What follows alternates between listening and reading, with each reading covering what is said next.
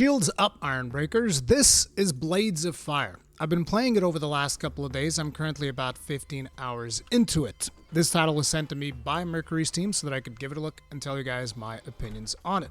It's been quite an interesting journey so far with this game because it reminds me of an older time in video games. As a matter of fact, it reminds me of two games from my teenage years. Those games being Die by the Sword and Severance Blade of Darkness. And if that doesn't date me, I don't know what will. Another game that I believe MercurySteam has likely taken a significant amount of inspiration from is the 2018 rendition of God of War. But rather than focusing on the more cinematic aspects and narrative storytelling and all of those things, they've instead chosen to focus more heavily on the combat aspect of their game, as well as the crafting system, a very in-depth crafting system that comes into play also in terms of the combat, the way in which you approach combat, the way in which you gather resources. There's quite a lot to talk about when it comes to this, so let's get some of the more basic things out of the way. There is no character creation. You're going to be playing as this guy. This is Aaron the Lyra. He is the main character, and this kid right here is kind of like your trusty sidekick that is able to read ancient text that you can't read, which sometimes give you access to hidden areas in the game or just even progression paths that you need to go on. He's also able to decipher some things, so he's kind of like your mystical companion, but he doesn't really get involved in combat at all. Your character is the one that is doing all of the combat.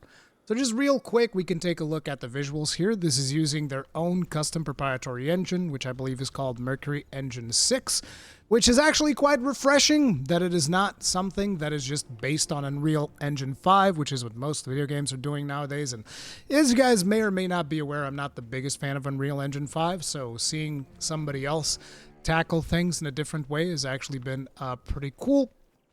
But I think that visually the game looks pretty good. I think that in terms of animations is where the game kind of shines a little bit more.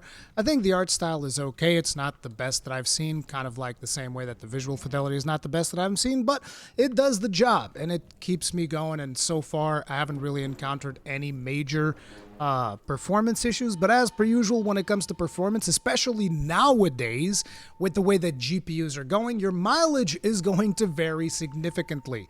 So I'm playing this on my 7900 XTX and the performance there seems to be working just fine. No real major hiccups for me at all. I haven't really had the game crash or anything like that, but luckily there is a demo which I believe is limited to this burning village that you see here in front of you, so that should give you a pretty good idea of what the combat is like, even though I'm going to be detailing that in this video. Now, the reason I wanted to come up here at the very beginning of the video is because this is the beginning portion of the game. Like this building that we're in, this is kind of like your main camp, and so you can kind of like go there, rest, but you know, this is kind of like where your adventure begins, and then it just set forth through this map. And the interesting thing is that if you can see from here, you can see a lot of lands in the distance, and this is one of those games where I can tell you, hey, you see those things out in the map?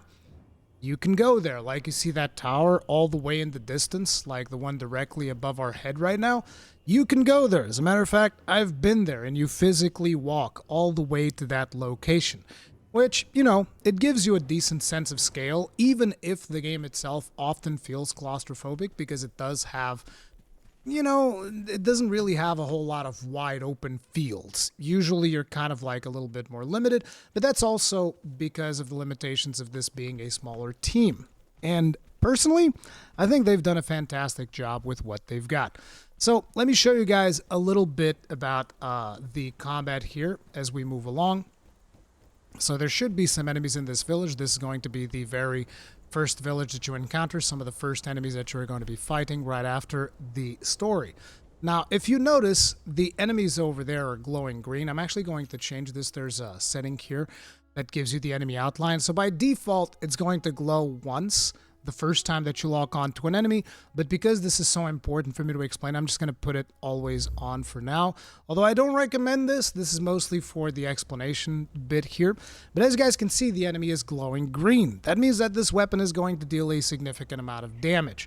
Now, if we were to swap to these axes, which are a little bit more damaged, as you guys can see from the picture on the bottom right hand side, it's not going to be quite as effective, and it particularly is not going to be effective on every single body part of the enemy. As you can see, some of the parts are outlined red, some of the other parts are outlined green.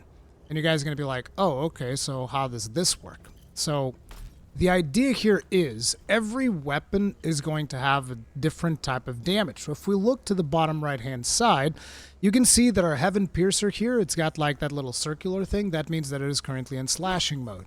So it is going to deal slashing damage. You can also swap that by pressing on the trigger, and now it's going to deal piercing damage. And that changes the moveset of the weapon, which is pretty cool. And then other weapons have different types. So like, for instance, this one deals blunt damage or smashing damage. And those types are going to change based on the weapon. The types that I've seen so far is you have your blunt damage, then you have your piercing damage, then you have your slashing damage, and then there's also a sharpness component to the weapons themselves. So like, if you look at this Heaven Piercer weapon, which is a weapon that I've crafted, you'll notice that on the sides of the blade of the spear, it is showing green. That means that currently for slashing damage, you're looking good. But on the tip of the spear, it is yellow. That means that your thrusting damage is going to suffer. Now, you can sharpen your weapon, but that's going to come at the cost of durability.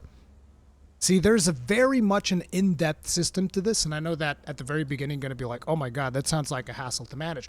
But that's kind of like the point. If you guys remember, one of the things that I've argued for in Monster Hunter for the longest time is I like inconveniences. And this game definitely gives you a couple of those in order to add depth. It is very much an animation commitment style of combat, like you guys will see here. If we go and we fight this guy. Hey, bro. Yo. He's going to attack us. You can see the blue, that's his stamina. We also have our own stamina. You can block by holding down the left trigger. The energy for blocking, though, is not stamina. It is the little yellow bar below our blue gauge, which is the stamina one. And then we have to actually commit to the actions. Now, the way that you attack is, you can also dodge, by the way, obviously, but the way that you attack is you can press the button for a quick little jab, or you can hold down on the button for a big thrust. And as you can see, there's quite a bit of animation commitment, and you're going to get interrupted if the enemies hit you. So this is very much about judging distance and nailing your attacks with the appropriate distance that you can get. And then at the end of it, you get a nice little decapitation, arms chopped off, that type of stuff. Like right there, which is where the reminder comes from. Then there's a parry system like you saw me do right there, if you block at the very last second, but don't expect to see that often because those parry windows are actually quite... quite tight. Now these guys are actually lower level, so they're kind of like easier to tackle. There are harder enemies.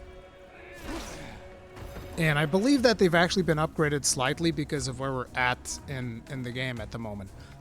But anyway, you know, you've gotten kind of like a basic idea of what it's like. You run around, you attack stuff and all of that. But the interesting thing about this attack system is that there are 4 types of attacks that you can do, which are marked by each of the faceplate buttons. So if you press on X or square, you're going to get your attack on the left side. So your character is always going to attack towards the left side. If you press circle or B, your character is going to attack towards the right side. If you press triangle or Y, he's going to attack above. And if you press cross or A, he's going to attack below. And this is very important because different enemies are going to have different weak spots depending on the weapon that you have. So these guys are actually fairly easy because they're some of the more beginning enemies. So like I can just go up to this guy with a hammer and bust his face wide open, like just like that, which is gorgeous. And then in here I kind of whiffed it because I misjudged the distance. The other thing that you got to do is you got to block from time to time to recover your stamina. Bonk. You can just like one-shot enemies.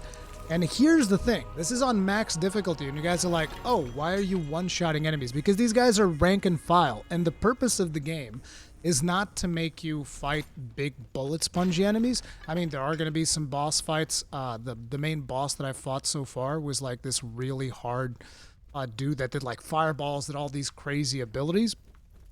And he had way more health than any of the other enemies. But usually enemies are not really bullet sponges. It's just the game is designed in a way where you are going to get punished for, you know, not playing it safe or not playing it skillfully. But at the same time, they don't necessarily want you to have to, you know, hack away at an enemy for half an hour. Okay, we're very low on stamina. We're going to have to hit the block in order to regen stamina. You can also just do quicker attacks. Usually I try to go for the bigger and the heavier attacks. But yeah, that's kind of like how it goes, right? And you're going to be picking up all of these things, these wood, these petrified materials. And these are going to be very important materials that you're going to want to keep. Let me swap over to this sword because I believe that there should be a troll around here somewhere. And that would be kind of like a bit of a tougher enemy for me to showcase. Although I don't know if the troll respawns or not. If he does, he should be around here. Maybe the troll doesn't respawn because we've already killed him. Okay, so I guess the troll counts kind of like a boss. But there are other enemies that I can use to kind of like show you the way that the combat system works. Like here, there will be an elemental. There he is. Now, when we lock onto the elemental, notice how he's got like that red thing in his head, right? If I go and I do an attack from above, that's going to bounce. It's going to deal like almost no damage, and it's going to damage my weapon significantly. Notice how it shifts depending on what the creature is doing. See, now his arms are red. So if I attack the arms, that's not going to work. Now, his torso is red, so if I do a low attack, that's not going to work. So it's just about figuring out which attacks you can do. So we can slice sideways, because his arms are open. So that means, like, circle and square, or X and B. Now, his whole body is green. We're taking a lot of damage. We're going to press down on D-pad for a potion. So that means that I can hit him with every... Oof! But another thing here is that the damage types also change how effective something is going to be. Like right there, this is in yellow now because I'm trying to use a hammer, and hammer is not going to be particularly good for this guy. The axes here are also not going to be fantastic, also because of the fact that they're not sharpened, so they're going to deal less damage. Ooh, the whiffs. And we've actually broken the axes. That's another thing. Your weapons will break, and you will be required to fix them. But the problem with fixing your weapons is that that is going to permanently reduce, well, not permanently reduce their durability, but there's a limited amount of times that you can repair your weapons. So that makes it so that you have to be very smart about using your weapons. But the idea of this game is that you're constantly crafting new weapons. So let's go up to a forge, and I can show you guys how this works. So if we go up here, you guys will notice that we broke our axes, so we're going to go ahead and we're going to repair them. So my axe is called the Thunder Chop, and you can see that it's got 5 stars on it. Once we repair it, that's going to take one of the stars away. Which means that eventually you will break your weapon, and eventually you will no longer be able to repair it. Another aspect of things is, as you will notice, this weapon is now with yellow sharpness. And if you actually notice on the weapon, like you will see that the blade is getting like all types of nicks and stuff. It's like all messed up, right? You can see that there's like damage on the blade, but you can sharpen it. But naturally, there's going to be a cost for that. If you sharpen your blade, it's going to take a certain amount of durability away from the weapon. So we're going to press left on the D-pad. That's going to sharpen it up, and look at how the blade looks completely pristine now, but that costed us some durability. And then eventually, we're also going to be losing this weapon. That's kind of like the point of this game. So if you're someone that, you know, you want to find a weapon, you want to have it forever, that's not this game. But the reasoning is the game wants you to always be crafting weapons. So as you are killing things and as you are gathering resources, just like even going to this barrel, we picked up some iron. There's iron all over the place by just breaking barrels. Enemies will drop iron as well. And as you kill stronger enemies, they will also start unlocking more powerful alloys and stuff that you can use to actually craft better weapons and stuff. So let me just go over to that tower that you guys saw in the distance before, just so that you guys can see what I was talking about in terms of like traveling distance and all of that stuff and just how much you can go to different places. This is the Crimson Fort, and I have spent probably over 8 hours in this area because it is so incredibly intricate and maze-like and chock full of secrets, and there's no way that I've even found every single secret that is on here, which is very, very appealing to me, to have all of these mysteries and to not have as much hand-holding and all of the stuff that you see in video games nowadays with like guide markers guiding you everywhere. Now there are markers for things that are important, like for instance this one right here is marking one of the blue ladies that you can go and get. Where is she? She should be on the other side of this door, I think. Or no, she's above us. Let me actually go. I think it's through here. Yeah, see, this is so maze-like that I still get lost in this place. So we're going to go through here. And in here, there should be a blue lady. Yeah, here she is. And so she can actually imbue your weapons with different runes. Like this one gives you the rune of time. And those runes will make it so that you can activate certain things out in the world and also fight some very specific enemies, which, you know, is just kind of like little, not really Metroidvania, but almost Metroidvania-like elements that they will put into the game to kind of like unlock different things. And it's pretty crazy, but let me just show you guys. If you guys remember that tower that you saw in the distance, it's this one right here. If you guys remember earlier, we were here. And from here is when we looked kind of like in this general direction. See this tower? You can actually go there. Like, I wasn't joking. You can literally go there, and you can go really, really high, all the way up to the top of the tower, should you desire. Now, there are some things to do there, but I don't have them all yet. Because, like I've told you guys, this is a very... it's very maze-like structure. I've completely lost myself in here a bunch of times. Like even just now, I'm trying to find this ladder that I know is here, and I still couldn't friggin' see it because it's hidden away behind like a friggin' bookshelf. Then you go in here, and there's another ladder, and then you can keep going higher, higher, and higher. And there's always more things to explore, which has been it's been very interesting. Like I said, feels very much old school, but if I start like just exploring this section of the game, we're going to be getting completely lost out here. Now, in terms of also sound and audio design, I think the sounds are fine. I think that the soundtrack is sometimes a little bit all over the place, where it's got some portions of it that are really, really good, and then it's got some portions of it that just feel a little bit much more dated. So I don't know, but they probably spent most of their budget, I feel like, on the gameplay systems more so than all of these other elements. But like I said, the audio itself is solid. Wait, am I in the right place? I am. Like I said, I still get lost in this friggin' place. It is absolutely insane. So let me show you guys some different types of enemies that are a little bit tougher. Let's see. Let's go to one of the areas that I'm currently trying to progress in, which is like over here.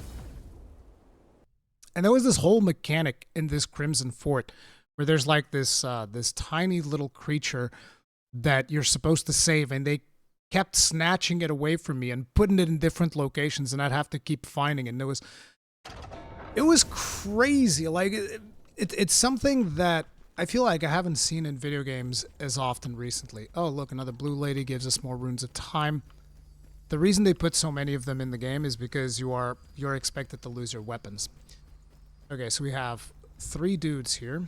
We can come over here and we can actually challenge some of these guys. Some of these will actually require a crow to come and wake them up. But as you can see, if I try to slash this guy, it's all red, so that's not going to work. So we're going to swap over to piercing. That only works on his arms, and even then it's not fantastic, so we probably want to use a different weapon. With the axes, that's also not going to work. So we are looking at using our hammer here. So let's go ahead. Regenerating stamina. I'm going to try attacking off the side. Nailed it.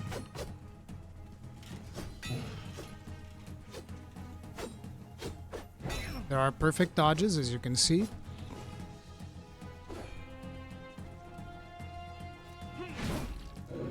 Animation commitment combat. Bam! The animations, I feel like they've done a really good job. He almost busted his guard there. Oh, careful.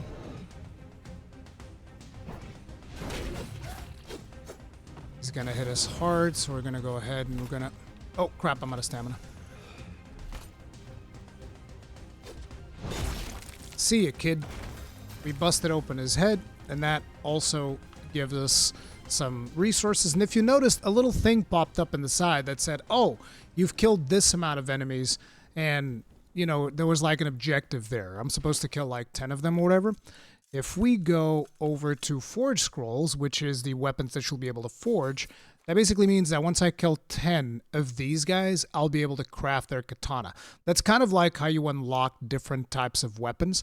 So in order to get these twin axes, I had to hunt down a bunch of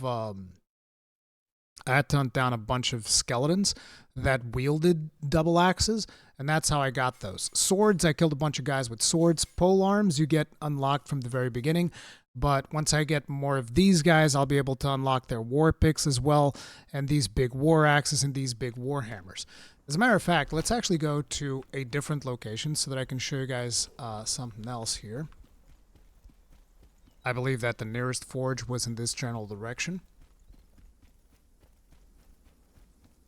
And then from here, we're going to travel. A lot of this game is about exploration, and it is very much not holding your hand in terms of where you go, what you do. It's completely up to you, the stuff that you want to engage in, whether you want to grind some weapons, whether you want to advance. They do give you a story premise, but it is a very basic premise. Like at the very beginning, they're like, okay, here's what's going on. This queen did this stuff bad. We got to go take care of it. Boom, done. And it gives you like just purpose. But at that point, they just unleash you into the world. And that is something that I like. I like not having too many artificial barriers. Now, there are some things where they're going to prevent you from advancing until you've unlocked certain things and whatnot. But other than that, they just kind of like let you loose to your own devices. So let's go ahead over here, and we can see one of the enemies that has one of those war hammers. So that's how we're going to eventually be able to craft those big war hammers that you see there as we kill more of those guys. So we got some skeletons here. These guys unlocked the claymore. And they also have these petrified tips, which I think I'm actually missing as well. So might as well kill a couple of these. Ugh.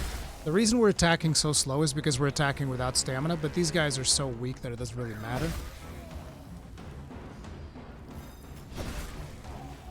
A really cool thing as well is how if you change the actual damage type, your movesets also change for the weapons that you're wielding.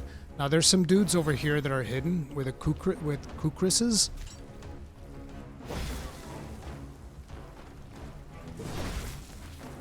Whoa, careful there.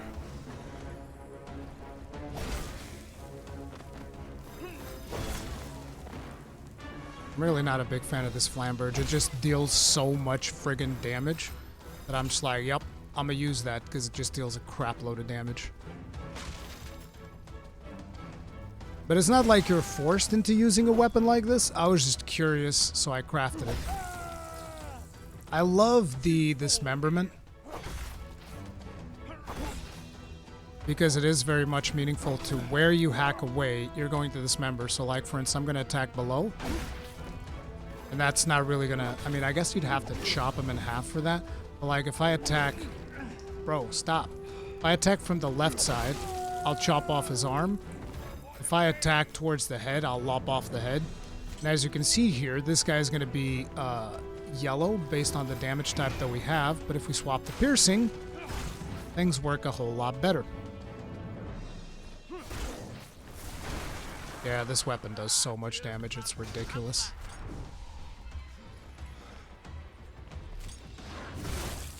And we ripped off his head. And as you can see, Warhammer, 9 out of 10 enemies defeated.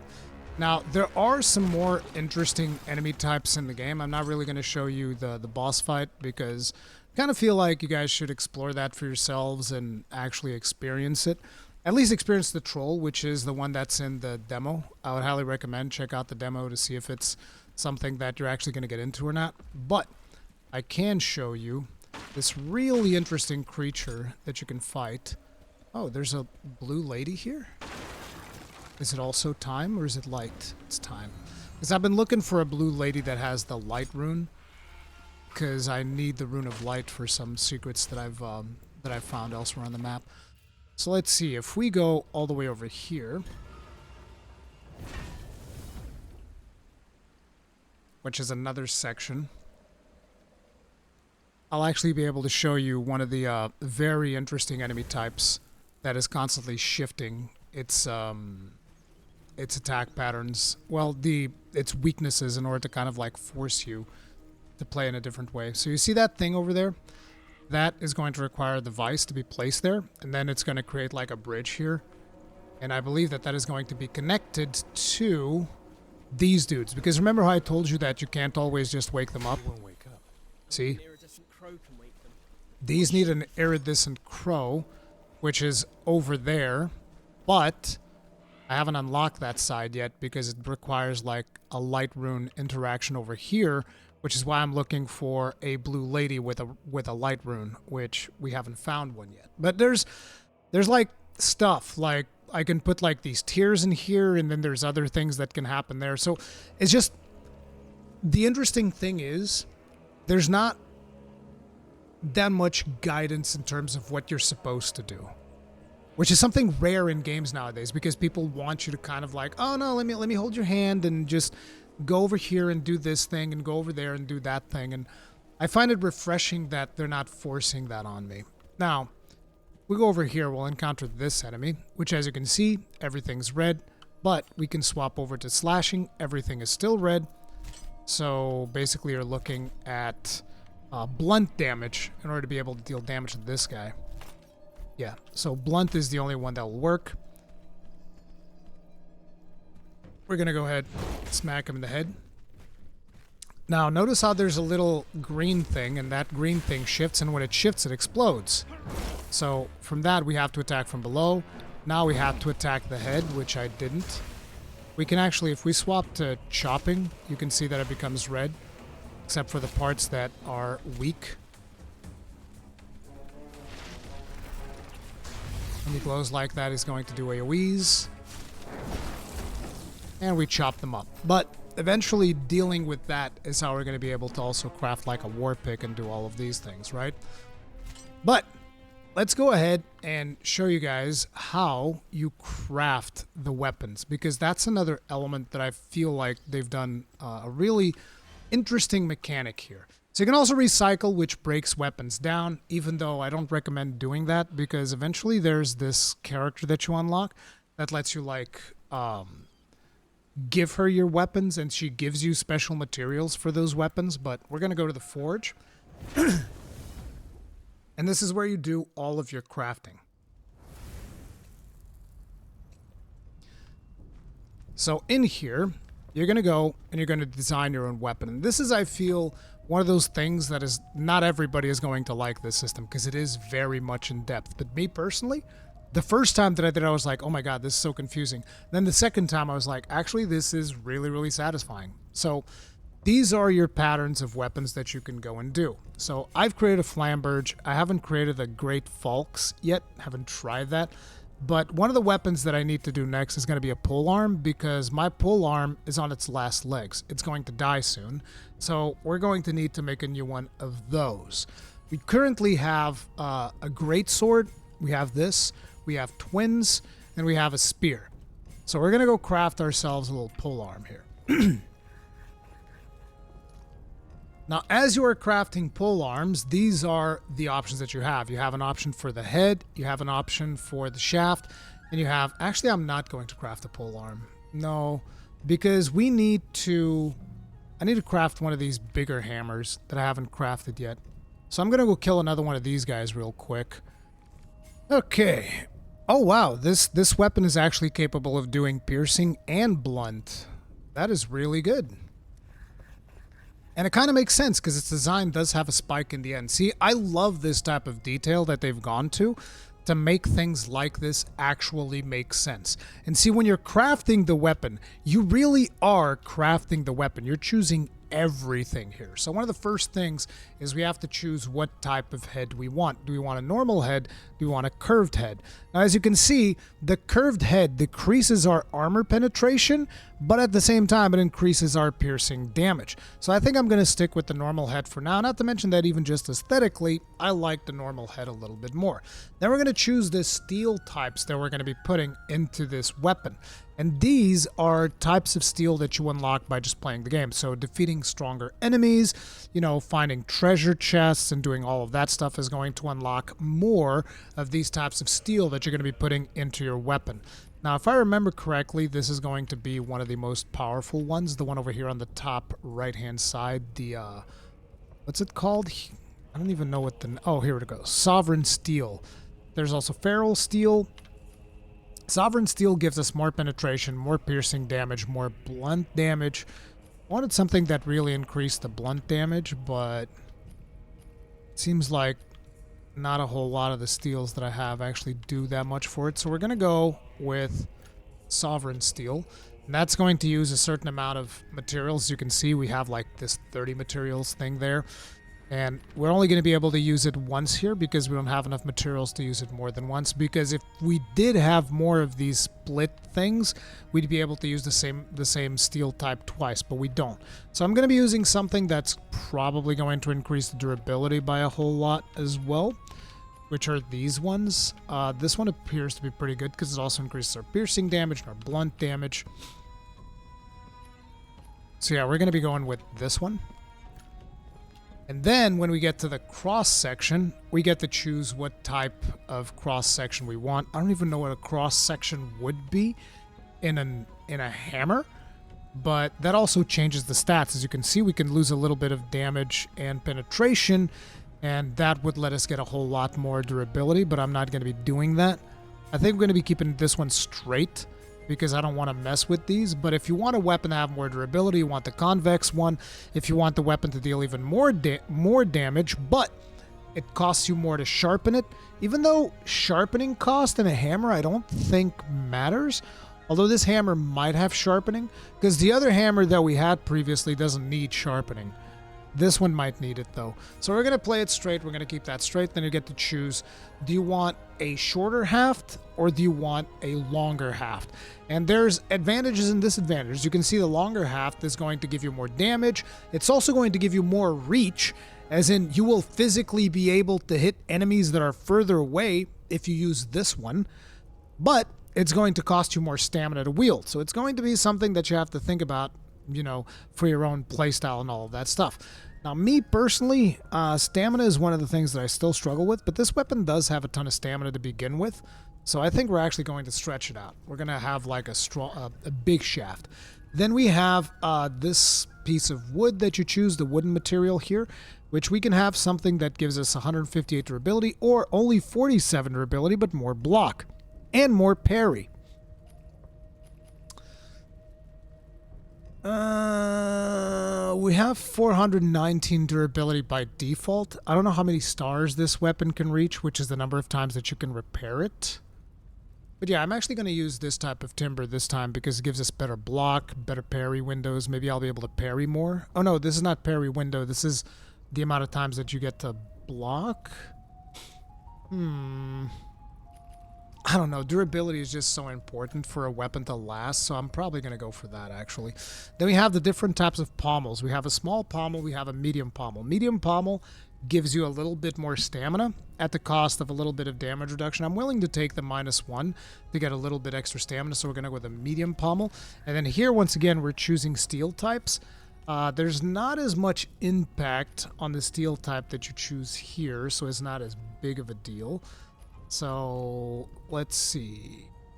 Looks like we're choosing between losing a bit of stamina and gaining some damage, or nothing. I think we'll sacrifice that little bit of stamina for a little bit more damage. Or maybe not. Maybe we won't do anything. No, just leave it as is. It's so little that it doesn't really matter. And now we're actually going to Forge, and you're like, oh, so now you get to craft the weapon because you have all the materials. Yes, but there's a process. See, this is the cost of forging the weapon. Now we're going to go and we're going to forge it. But that's not the end of it. See? Because we're going to put this thing here, and now we're going to pull out the haft, and we're actually going to have to hammer it into existence, which is its own little minigame that I personally actually found quite interesting. So as you can see, here's the basis of our hammer. And now we're actually going to be hammering that sucker. So the way that this works is you're expected to shape these bars to look as closely as possible to that white line. And there's a lot of complexity here. Well, and the first time that I did it, I was just like so confused. Because like if you see, we have the hammer, then we have an angle that we can aim the hammer for. And then there's also the strength of the blow. And then there's also the amount of AoE that you're doing. So you can either affect this little small area or you can affect this big area. Now me personally, I've always seemed to have better results with the bigger area and angling the hammer in the general direction that I want to go and hit the thing. So we're going to do this. And once we do this, those red lines are going to lock into place into the new yellow portion. And as you can see, we now have 1 star. Now, we could just craft the weapon with 1 star, even though that's not even 1 full star. It's like we're practically getting to 1 star. But once you craft the weapon, that will dictate the amount of repairs that the weapon is going to have. So let's go ahead and hammer that to put those into position now. And now we're going to do this one. I might have to like angle the hammer in this direction now. Yeah, because it's looking kind of rough. The thing is, you don't have to make it perfect. Let's actually work on this side first. Usually the way that I look at it is I just look on which side can I affect that is going to look best. And I think that right now it might be this one. So let's do this. Ooh, that's going to be rough getting those up. Okay, there it is. That. This is actually a bit of a tough craft here.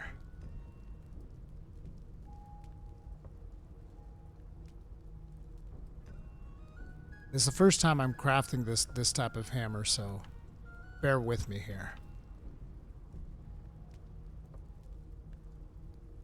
Okay.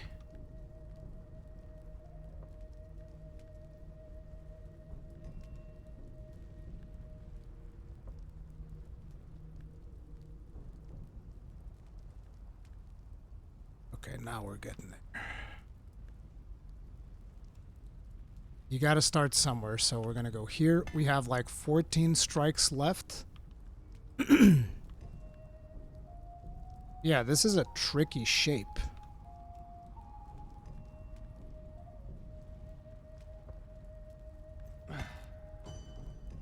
As you can see, we've reached 2 stars. I should be able to bang out 5 stars here.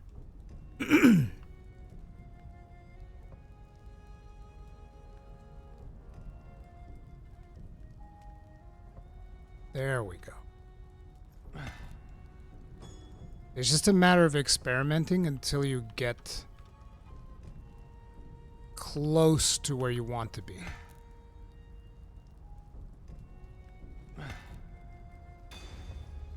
As you can see, we've reached 4 stars.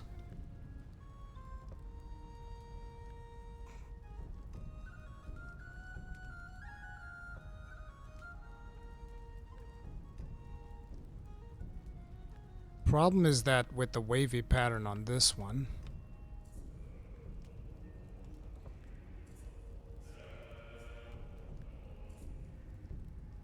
you just got to get closer and closer to what you're looking for. Like inch by inch. Come on.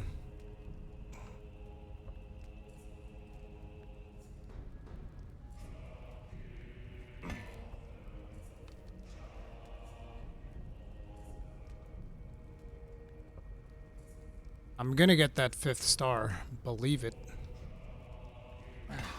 There it is. Maximum quality reached. And when you do that, you can then press A to finish. It'll finish crafting. And if you can't get the maximum quality star, that's fine. Get as much as you possibly can and then finish crafting the weapon. But the thing is, it feels way more personal this way, right? You become much more attached to the weapon that you just crafted. Like, look at this thing. And then you can even name it, which is another really, like, good idea. So we're going to call this one... Oops. Pulverizer.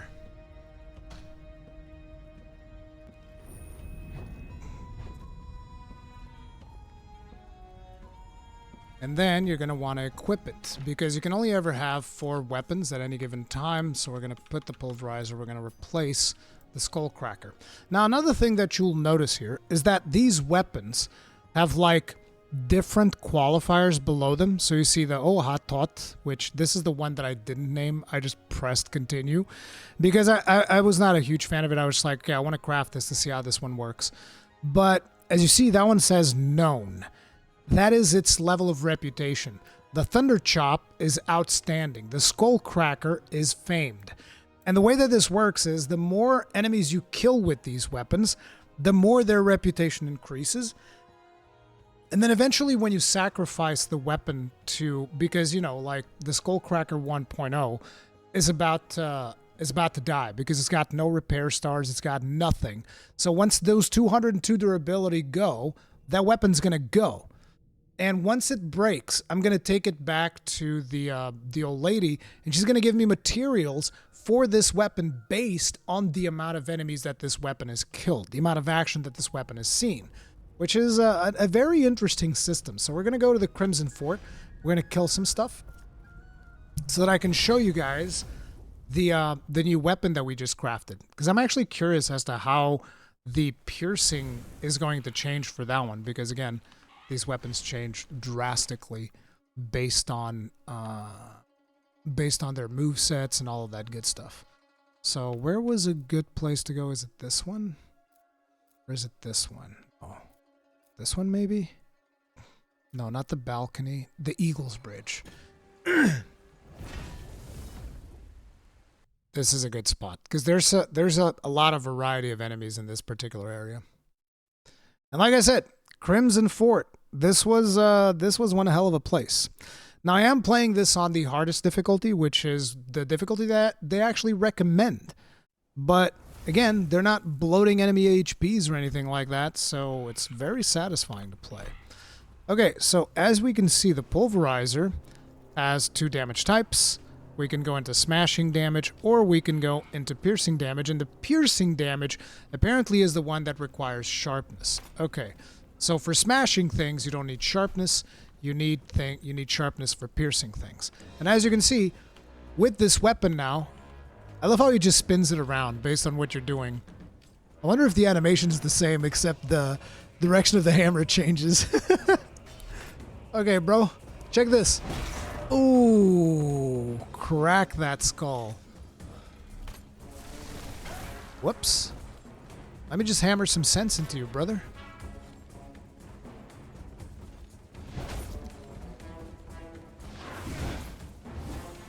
Animation commitment. Oh, crap. Damn it. Jesus. This is one of the things that I'm not a big fan of, and that is just how hard enemies have a tendency to leash. Bro, these witches are so terrible.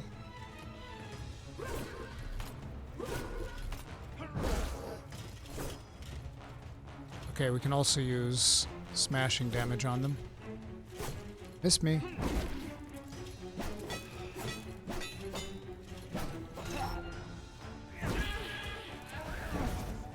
Damn, this weapon deals so much more damage. It's insane.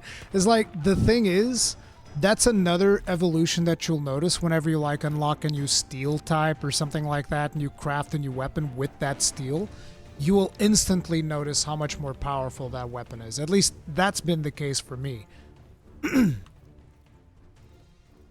Like I said, this place is such a massive maze that it does genuinely get hard to kind of like navigate from time to time. Let's actually go this way. Because the thing is, all you have is this like 2D map. There's nothing else. So you got to figure out your own way. That's where we came from, so we're going to go down. Hello?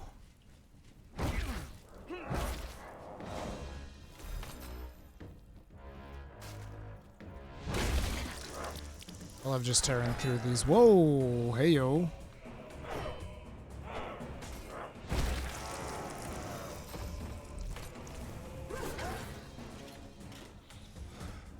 If you guys ever play this game and make it all the way up to the Crimson Fort, you're going to learn to hate these ones.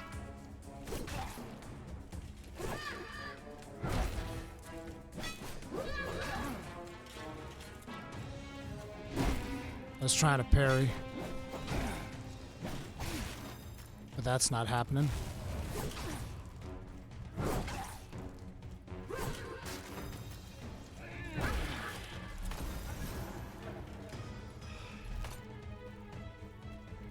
Okay, we're looking good. And then there's all these like secret passages and stuff.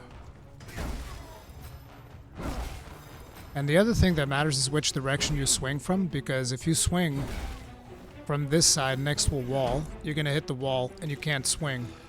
You can also hit the above sometimes, so you got to be very careful which direction you're swinging if you're fighting in a tight squeeze. As a matter of fact, sometimes for tight squeezes you want to have like a different weapon like this, which is why you also have a spear.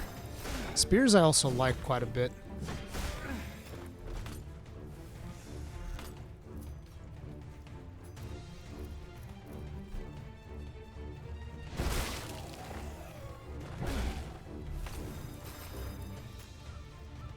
I believe that a couple of more of them spawn. No? Okay. So we would need an iridescent crow, which is all the way above, which I still haven't figured out. Which, like I told you guys, it's like there's tons and tons of puzzles and stuff and not hand-holdy stuff. It's just like really explore, immerse yourself, and lose yourself in the world. Now, one of the things that I should also mention is that this is not going to be a game for everyone. Not everybody's going to like crafting the weapon like what we did right there. Not everybody's going to like the inconvenience of having to sharpen your weapon like I showed you earlier with the flamberge. Not everybody's going to like the inconvenience of having to like go repair your weapon if it breaks and all of that stuff. But it is all such a crucial part, and I think it's actually very well integrated into the combat and the crafting system, and like the satisfaction of you, oh, this enemy is hard, so therefore I'll craft a better weapon to be able to deal with him. Feels very satisfying. I've been having a lot of fun with it, but at the same time, this one's going to be a title that I believe is going to struggle a little bit because they're doing the whole Epic exclusivity thing, which, yeah, I kind of feel like this would be much more successful if it released on Steam as well.